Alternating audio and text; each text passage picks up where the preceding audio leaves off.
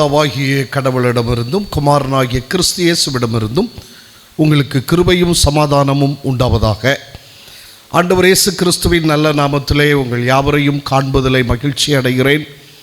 இந்த நித்திய வெளிச்சம் தொலைக்காட்சி வழியாக உங்களை வாழ்த்துவதிலே நான் பெருமகிழ்ச்சி அடைகிறேன். ஆண்டவர் இயேசு தாமே உங்களை ஆசீர்வதிப்பாராக. இந்த நாளிலே நாம் சிந்தனைக்காக நான் தெரிந்து கொண்ட வேத பகுதி பரிசுத்த மத்தேயு நற்செய்தி நூல் 14வது அதிகாரம், அதனுடைய 22வது வசனம் முதல் 33வது வசனம் வரைக்கும் இருக்கிற அந்த பகுதியை நான் தெரிந்து கொள்ள விரும்புகிறேன். பரிசுத்த மத்தேயு நற்செய்தி நூல் 14வது அதிகாரம் 22வது வசனம் முதல் 33ஆம் வசனம் வரைக்கும். The Gospel according to St. Matthew chapter 14 verses 22 onwards. இந்த பகுதியிலே நாம் காண்கிற ஒரு சம்பவம் என்னவென்றால், இயேசுநாதர் தம்முடைய சீடர்களை அக்கறைக்கு பயணப்படுத்துகின்றார். 22வது வசனத்திலே நாம் படிக்கிறோம், இயேசு ஜனங்களை அனுப்பிவிடுகையில் தம்முடைய சீஷர்கள் படவில் ஏறி தமக்கு முன்னே அக்கறைக்கு போகும்படி அவர்களை துரிதப்படுத்தினார் என்று வேதவசனம் சொல்லுகிறது. இது நடைபெறுகிற சூழல் என்னவென்றால், 5 அப்பங்களையும் 2 மீன்களையும் இயேசுநாதர் 5000க்கு அதிகமானோருக்கு பகிர்ந்து கொடுக்கிறார். அவர்கள் வயிறார உண்டு திருப்தியான பின்பு இந்த சீஷர்களை இயேசுநாதர் அக்கறைக்கு போக அனுப்புகிறார். He made the disciples get into the boat and go on ahead to the other side.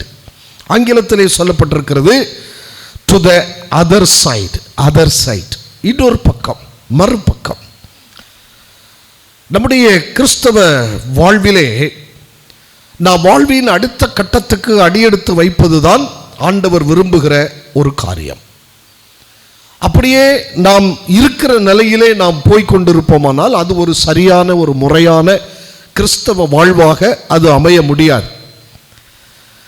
In Christian life there is no stagnation. கிறிஸ்தவ வாழ்விலே தேங்கி நிற்கிற அனுபவம் என்கிற ஒன்று இல்லை. The Christian life is a flowing life. அது பாய்ந்து கொண்டே இருக்கிற ஒரு வாழ்க்கை. அடுத்த கட்டத்துக்கு அடியெடுத்து வைத்து சென்று கொண்டே இருக்கிற ஒரு நிலை. ஒருவேளை அந்த தேக்க நிலை இருக்குமானால், ஸ்டாக்னேஷன் இருக்குமானால், அது நாற்றம் எடுக்கும். ஆகவேதான் நாம் அடுத்த கட்டத்திற்கு தாண்டி செல்ல வேண்டிய அவசியத்தில் இருக்கிறோம். ஏனென்றால் வேதவசனம் சொல்கிறது, பிலிப்பியர் 3வது அதிகாரத்தின் 20வது வசனத்திலே, நம்முடைய குடியிருப்போ பரலோகத்தில் இருக்கிறது. நாம் இந்த உலகத்திற்கு உரியவர்கள் அல்ல, நம்முடைய குடியிருப்பு பரலோகத்தில் இருக்கிறது என்று பவுல் அப்போஸ்தலன் நமக்கு சொல்லுகிறார். யோவான் 14வது அதிகாரம் 2வது வசனத்திலே இயேசுநாதர் சொல்லும்போது சொல்லுகிறார், என் பிதாவின் வீட்டில் அநேக வாசஸ்தலங்கள் உண்டு, அவைகளில் ஒன்றை நான் உங்களுக்கு ஆயத்தம் பண்ண போகிறேன் என்று சொல்லிவிட்டு 3ஆம் வசனத்திலே சொல்லுகிறார், நான் ஆயத்தம் பண்ணின பின்பு நீங்களும் நான் இருக்கும் இடத்திலே இருக்கும்படி நான் வந்து உங்களை அழைத்து செல்வேன் என்று சொல்லுகிறார். இயேசு இருக்கும் இடத்தில் நாமும் இருக்க இயேசு விரும்புகிறார். அதற்குத்தான் அக்கறை பயணம். So Jesus compelled his disciples to go on ahead to the other side. இயேசு இங்கே என்ன செய்கிறார் என்றால், அவர்களை துரிதப்படுத்துகிறார். He compelled them, கட்டாயப்படுத்துகிறார், துரிதமாய் போக சொல்லுகிறார். பல பயணங்கள் வேத புஸ்தகத்திலே குறிப்பிடப்பட்டிருக்கிறது. ஆனால் இந்த பயணத்திலே ஒன்றை நாம் கவனிக்க வேண்டும், இயேசு அவர்களோடு போகவில்லை, அவர்களை அனுப்பினார், அவர்களை அனுப்பி வைத்தார். அடுத்த வசனம் சொல்கிறது, அவர் தனித்து ஜெபம் பண்ண ஒரு மலையின் மேல் ஏறி சாயங்காலமான போது அங்கே தனிமையாயிருந்தார். அப்போ இவர்கள் போகிற இந்த பயணம் இயேசு இல்லாத பயணம். நன்றாய் நீங்கள் கவனியுங்கள். படகிலே பயணம் போகின்றார்கள். அந்த பயணத்தில் இயேசுவுடன் இல்லை. நம்முடைய வாழ்வு ஒரு பயணம் போன்றது. அதிலும் கடலிலே நாம் செல்லுகின்ற ஒரு ஒரு ஒரு படகிலே போகின்ற ஒரு பயணம் போன்றதுதான் நம்முடைய வாழ்வு. எப்பொழுது அலை வரும் தெரியாது, எப்பொழுது காற்று அதிகமாய் வீசும் தெரியாது, எப்பொழுது படகு அசையும் தெரியாது. ஆனால் நாம் படகிலே போகிறோம். இதுதான் நம்முடைய வாழ்க்கை, மனித வாழ்க்கை. அப்ப இயேசு இல்லாத ஒரு பயணம் அவர்கள் போகிறார்கள். அப்ப சாயங்காலமான போது இயேசு அங்கே தனிமையாய் இருந்தார் என்று 23ஆம் வசனம் சொல்கிறது. Evening will come in our life. சாயங்கால வேளை நம்முடைய வாழ்க்கையிலே வந்தே ஆகும். நாம் அதை மறக்க முடியாது. காலை வரும், மதியம் வரும், மாலை வரும், இரவு வரும், வந்து கொண்டே இருக்கும். அப்படியானால் எப்பொழுதும் பகல் இருந்து கொண்டே இருக்காது. அந்த சூரியன் மறைகிற ஒரு வேளை வரும், சாயங்காலமான வேளை வாழ்க்கையிலே வரும். எல்லாருடைய வாழ்க்கையிலும் வரும். அந்தி சாயும் நேரம். ஆனால் ஒன்றை நீங்கள் கவனிக்க வேண்டும். அந்த அந்தி சாய்கிற வேளை இயேசு தனிமையாக இருக்கிறார். அடுத்த வசனம் சொல்லுகிறது, அதற்குள்ளாக படவு நடுக்கடலிலே சேர்ந்து எதிர்காற்றாய் இருந்தபடியால் அலைகளினால் அலைவுபட்டது என்று அங்கே சொல்லப்பட்டிருக்கிறது. படகு கடலிலே போகிறது, காற்று எதிர்காற்று வீசுகிறது, படகு அலைவுபடுகிறது. சரியாய் அவர்களால் அந்த படகை செலுத்த முடியவில்லை. நம்ம எல்லாருடைய படகிலும், வாழ்க்கை படகிலும் அலைவு வரும், அசைவு வரும், போராட்டம் வரும், எதிர்காற்று வீசும். அது என்ன எதிர்காற்று என்று எண்ணுகிறீர்களா? ஒரு அடி நாம் முன்னே வைக்கும்போது 2 அடி அது பின்னே தள்ளும். நம்முடைய வாழ்க்கையிலே நாம் முன்னேறி விடலாம். ஆஹா, எனக்கு ஒரு வழி பிறந்து விட்டது, நான் முன்னேறி விடுவேன் என்று நாம் எண்ணுகிற போது 2 அடி பின்னாலே தள்ளுகிற ஒரு நிலை நமக்கு ஏற்படும். இதுதான் வாழ்க்கை. இப்ப படகு கடலிலே போய்கொண்டிருக்கிறது, எதிர்காற்று பலமாயிருக்கிறது, படகை அவர்கள் சரியாய் செலுத்த முடியவில்லை. படகு கடலிலே படகு, கர்த்தன் இயேசு இல்லா படகு. ஒரு பாடல் இப்படி சொல்லுகிறது, படகு கடலிலே படகு, கர்த்தன் இயேசு இல்லா படகு. கடந்து போகுது பாது, கதறுறாங்க கேளு, காத்திடவோ யாரும் இல்லையே. கடந்து போகுது பாரு, கதறுறாங்க கேளு, காத்திடவோ யாரும் இல்லையே. படகோ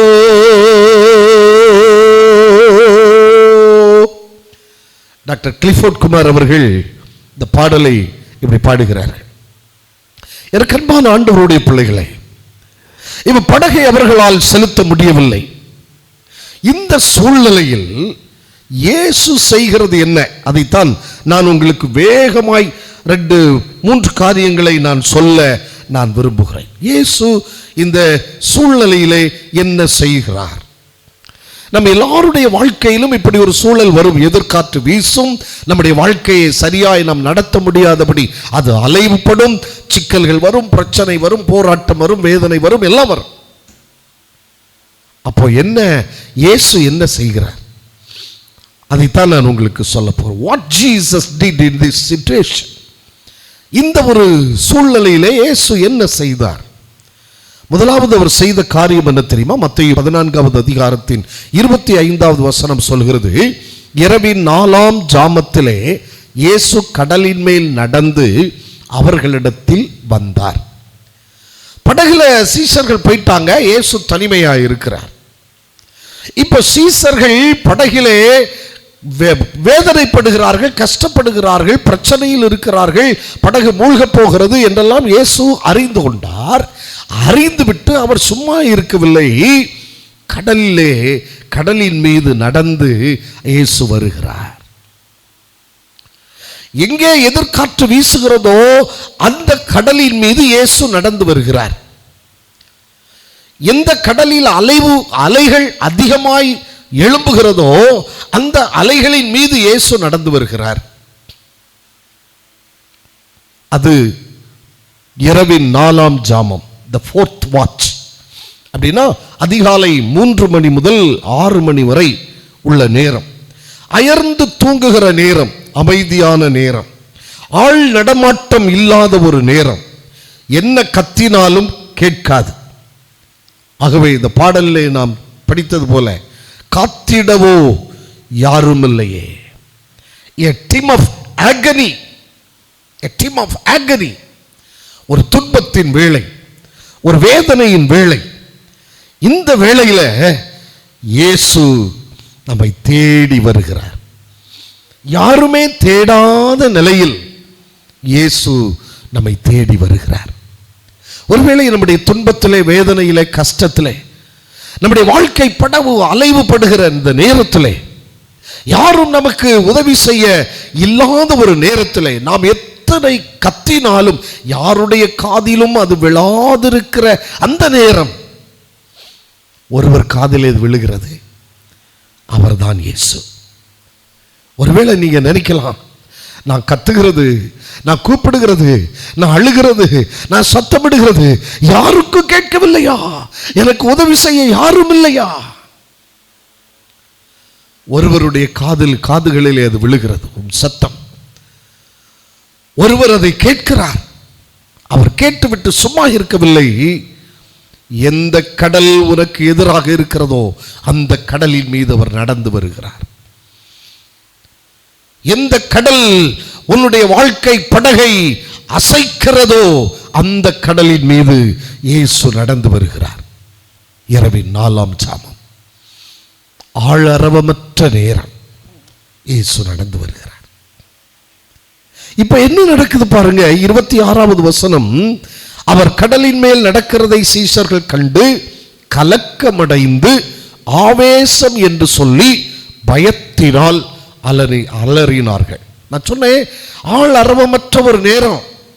இந்த நேரத்தில் யார் வரா அப்படின்னா இது நிச்சயமா இந்த கடலிலே மாண்டு மடிந்த ஒரு ஆவியாக இருக்கலாம். அப்படிதான் இந்த சீஷர்கள் எண்ணினார்கள்.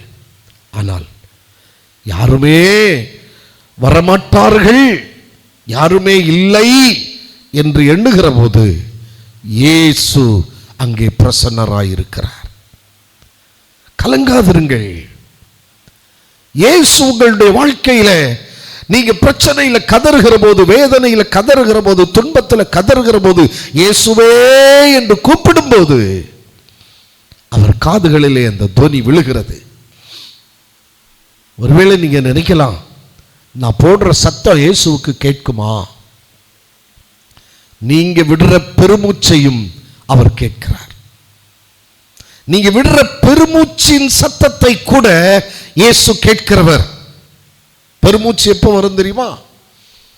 சொல்ல முடியாத துக்கத்தினால், துயரத்தினால், வாயினால் சொல்ல முடியாத ஒரு சூழலில் நம்முடைய உள்ளத்திலிருந்து நாம் காட்டுகின்ற ஒரு செயல்தான் அந்த பெருமூச்சு. அந்த சத்தத்தையும் இயேசு கேட்கிறார். அவர் கட்டாயம் உங்களை தேடி வருவார், உங்களுக்கு உதவி செய்ய, உங்களுக்கு உதவி செய்ய. அப்படி வந்தவர் இரண்டாவது காரியம் அவர் என்ன செய்கிறார் பாருங்க. 27வது வசனம், உடனே இயேசு அவர்களோட பேசி, திடன் கொள்ளுங்கள், நான் தான், பயப்படாதிருங்கள் என்றார். உடனே, இந்த வார்த்தையை கவனிக்க, உடனே ஆங்கிலத்திலே சொல்லப்பட்டிருக்கிறது immediately. இயேசு சொல்லுகிறார், take courage, it is I, don't be afraid. நான் தான் வர்றேன், பயப்படாதீங்க. இயேசுவின் சத்தத்தை கேட்டவர்கள், இந்த சீடர்கள், கேட்டு பழகினவர்கள், ஆகவே அவர் சொல்லுகிறார், நான் தான், it's I, don't be afraid. பயப்படாதீங்கப்பா, நான் தான் வர்றேன், இயேசு வரேன். நம்முடைய துக்கம் அளவுக்கு அதிகமாக நம்மை நெருக்கும் போது நமக்கு மிக அருமையானவர்களை கூட நம்முடைய கண்களுக்கு தெரியாது. யோவான் 20வது அதிகாரத்தில் மரியாள் இயேசுநாதரை அடக்கம் செய்திருந்த கல்லறைக்கு போகிறாள். கல்லறையின் கல் திறக்கப்பட்டிருக்கிறது. கல்லறையின் அருகிலே அவள் அழுது கொண்டு நிற்கிறாள். இயேசு அவளை பார்த்து, ஸ்திரீயே, ஏன் அழுகிறாய், யாரை தேடுகிறாய் என்று கேட்கிறார். அவளுக்குள் இருந்த அளவிட முடியாத துக்கமும் துயரமும் வேதனையும் இந்த இயேசுவை அடையாளம் காண முடியாமல் போய்விட்டது. அவள் சொல்லுகிறாள், ஐயா, என் இயேசுவை யாரோ எடுத்துக்கொண்டு போய்விட்டார்கள். அவரை தோட்டக்காரன் என்று எண்ணி, ஒருவேளை நீர் எடுத்து சென்றிருந்தால் சொல்லும், எங்கே வைத்திருக்கிறீர், நான் அங்கே போய் எடுத்துக்கொள்ளுகிறேன். அவளுக்குள் இருந்த அந்த துக்கம், அவளுக்குள் இருந்த அந்த மனவேதனை இயேசுவை அடையாளம் காண முடியாமல் போய்விட்டது. இந்த சீஷர்களும் அப்படித்தான்.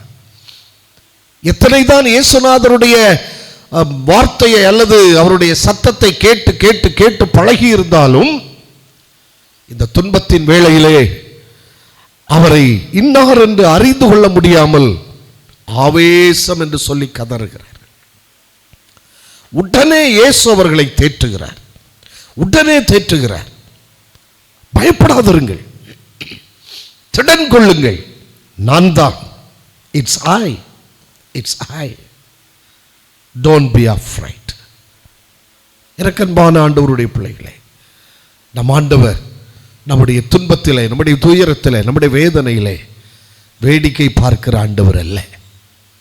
நம்மிடத்திலே வந்து நம்மை தேற்றுகிற தெய்வம் நம் ஆண்டவர். யோவான் 14வது அதிகாரம் 1 வசனத்திலே அவர் சொன்னார், உங்கள் இருதயம் கலங்காதிருப்பதாக, உங்கள் இருதயம் கலங்காதிருப்பதாக. கிரேக்க மொழியிலே அது சொல்லப்பட்டிருக்கிறது, உங்கள் இருதயம் கலங்க இடம் கொடாதிருங்கள். Don't be afraid, don't dismayed. கலங்காதிருங்கள், கலங்க இடம் கொடாதிருங்கள். ஏன்? நான் வந்துட்டேன், நான் தான் காற்றையும் கடலையும் உருவாக்கினவர், காற்றையும் கடலையும் அடக்கி ஆளுகிறவர். நான் வந்து விட்டேன். Don't be afraid, it's I, நான் தான். Take courage, திடன் கொள்ளுங்கள். எனக்கு அன்பான ஆண்டவருடைய பிள்ளைகளே, உங்களுடைய வாழ்க்கை பயணத்தில் நீங்க எப்படிப்பட்ட வேதனைகளை சந்திக்கலாம், இயேசு உங்கள் அருகில் நிற்கிறார். அவரை பாருங்க, அவரை பாருங்க. அவர் உங்களை பார்த்து சொல்லுகிறார், பயப்படாதே, பயப்படாதே, திடன் கொள், நான் இருக்கிறேன். அவர் வார்த்தையை நம்புங்க.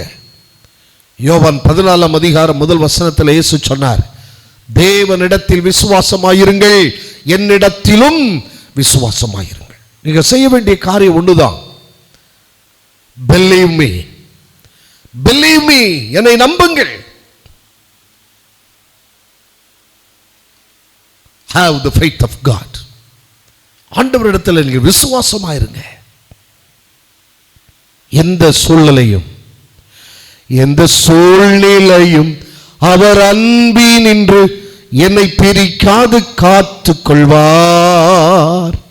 எவ்வளவு அருமையான ஒரு பாடல், இப்படி பாடுறாங்க. எந்த சூழ்நிலையும் அவர் அன்பினின்று என்னை பிரிக்காமல் காத்து கொள்வார். இன்னொரு பாடல்லே, கீர்த்தனை பாடல்லே பக்தன் பாடுகிறான், என்ன வந்தாலும் நம்புவேன் என் நேச மீட்பரை, யார் கைவிட்டாலும் பின் செல்வேன் எனது இயேசுவை.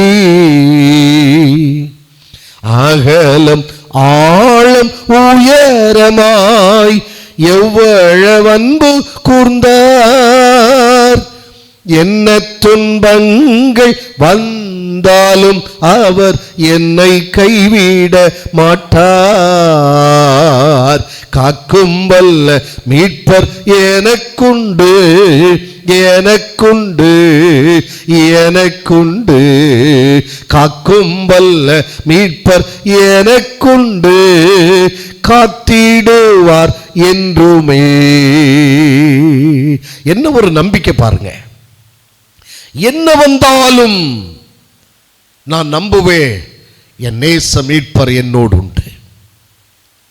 சங்கீதக்காரர் சொல்லுகிறார், நான் மரண இருளின் பள்ளத்தாக்கில் நடந்தாலும் பொல்லாப்புக்கு அஞ்சேன், ஏனென்றால் தேவன் என்னோட கூட இருக்கிறார், அவர் கோலும் அவர் தடியும் என்னை தேற்றும். The Lord is my shepherd, he is with me in the dark valleys. இருள் சூழ்ந்த பள்ளத்தாக்குகளில் என் மேய்ப்பராகிய ஆண்டவர் என்னோடு இருக்கிறார், நான் பயப்பட வேண்டிய தேவையில்லை. பயம், கலக்கம், காரிருள், கடல் அலைகள், காற்று, எது வேண்டுமானாலும் இருக்கட்டும், டோன்ட் பி அஃப்ரைட். இவைகளுக்கு மேலானவர் இயேசு உங்களோடு இருக்கிறார்.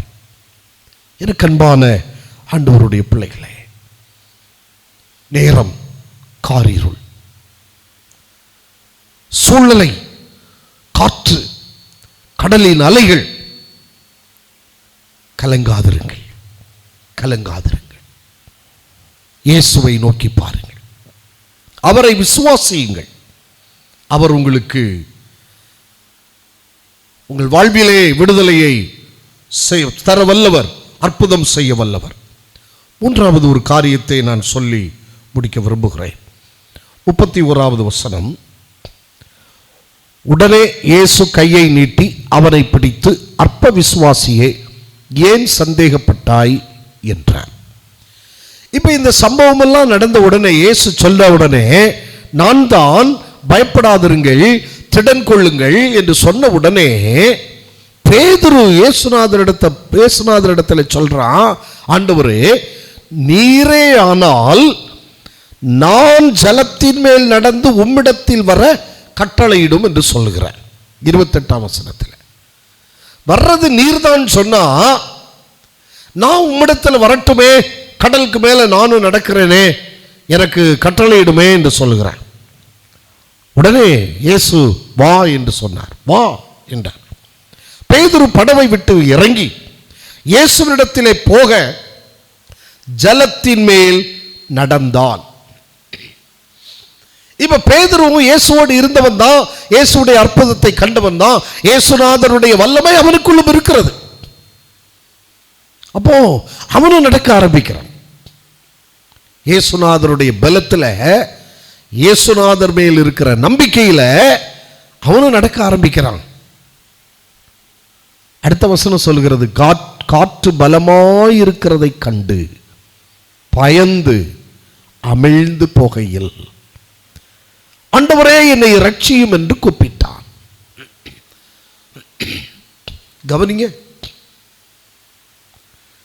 நாமும் பல வேளைகளில் இயேசு சொன்ன வார்த்தையை நம்பி சில வசனத்தை நம்ம படிச்ச உடனே, ஆஹா, வாக்குத்தத்தம் எனக்கு இப்படி இருக்கிறதுன்னு சொல்லி நாம் அப்படியே நடக்க ஆரம்பிப்போம். ஆனால் காற்றை கண்டு, கடலை கண்டு பல வேளைகளில் பயந்து நாம் உள்ளே அமிழ பார்க்கிறோம். நாம் பார்க்க வேண்டியவர் இயேசு ஒருவர் தான், காற்றையும் கடலையும் அல்ல. நாம் பார்க்க வேண்டியவர் இயேசு, பார்க்க வேண்டியவர் இயேசு. பேதுரு இயேசுவை பார்த்து நடக்க வேண்டியவன் காற்றை பார்த்தான், கடலை பார்த்தான், அவன் பயந்தான். எப்ப பயம் வந்ததோ அப்ப விசுவாசம் போயிடுச்சு, அவன் அமிழப் போகிறான். வசனம் சொல்லுகிறதை பாருங்கள், அமிழ்ந்து போகையில், கம்ப்ளீட்டா மூழ்கிறல்ல, அமிழ்ந்து போகையில், மூழ்கிற அந்த நேரத்தில் ஆண்டவரே என்னை ரட்சியும் என்று கூப்பிட்டான். அடுத்த வசனம் தான் சொல்லுகிறது 31, உடனே இயேசு கையை நீட்டி. இயேசு நம்முடைய வாழ்க்கை படகை ஒரு நாளும் அமிழ்ந்து போக விடுவதில்லை.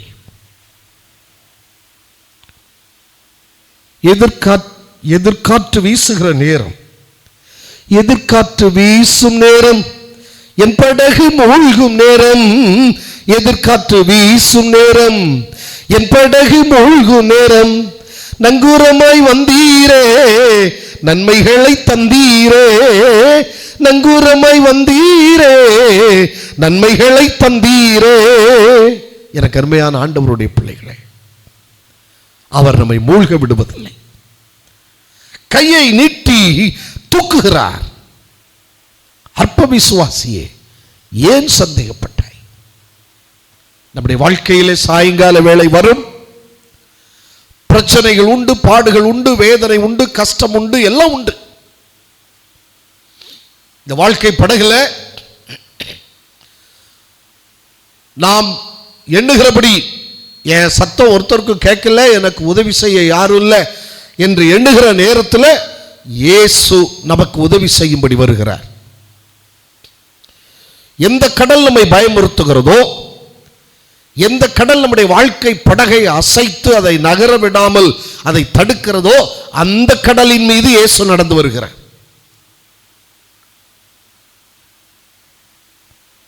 நாம் அவரை அறியாதபடி கலங்கி போய் நிற்கிற வேளைகளில், கதறுகிற நேரங்களில் இயேசு சொல்லுகிறார், பயப்படாதே, திடன் கொள், நான் வந்து விட்டேன், நான் பார்த்துக் கொள்ளுகிறேன்.